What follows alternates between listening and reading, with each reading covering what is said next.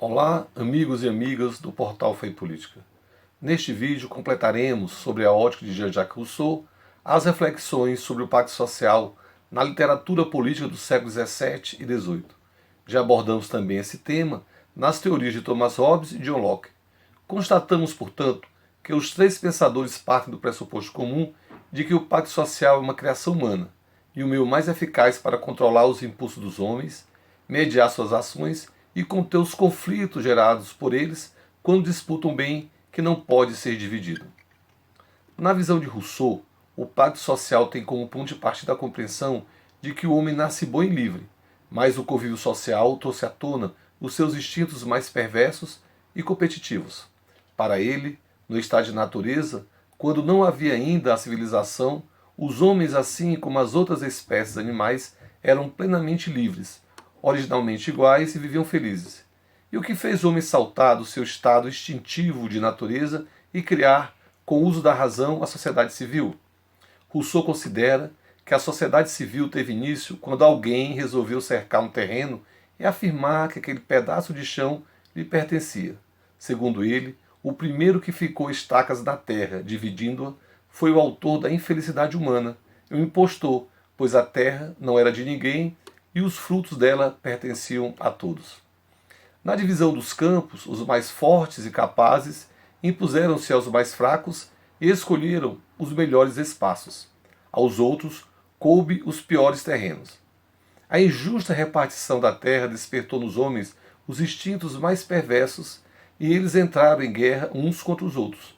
E para enfatizar as consequências da trágica ideia da criação da propriedade, Rousseau observou: quantos crimes, guerras, homicídios, quantas misérias e horrores não teriam sido evitados ao gênero humano se as pessoas mais simples não tivessem acreditado no impostor que cercou a terra e disse que aquele pedaço era dele.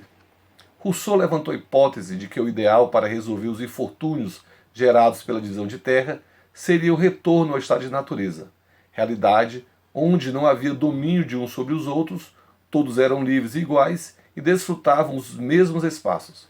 Conscientes da impossibilidade de retornar à condição de vida anterior, os homens racionalmente entenderam que precisavam estabelecer a paz rompida.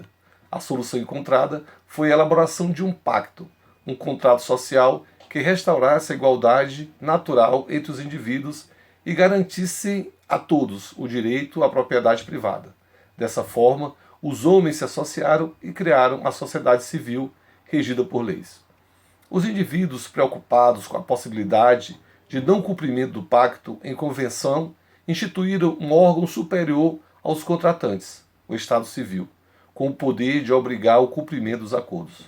Na política, Rousseau defende o Estado Civil democrático, isto é, um Estado em que a vontade da maioria dos cidadãos escolhe seus representantes para os poderes legislativo e executivo.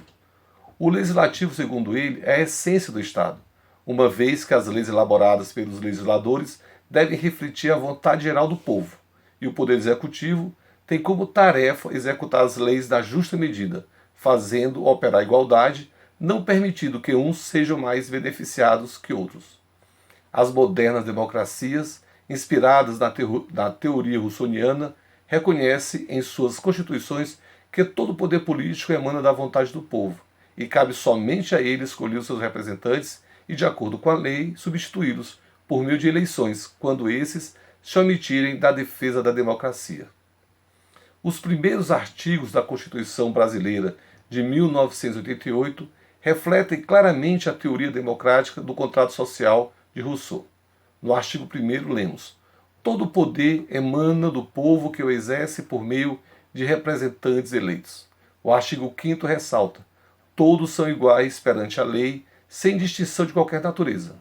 No tocante aos referidos artigos, após as eleições de 2018, percebe-se claramente que a formação do Congresso Nacional ficou constituída de alas conservadoras, perversas e defensora dos interesses da elite econômica.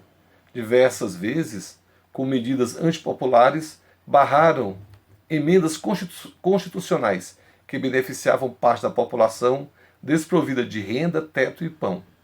Se não bastasse, presenciamos em vários setores da sociedade a intolerância, a falta de empatia e o total desrespeito às diversidades e pluralidades da etnia do povo brasileiro.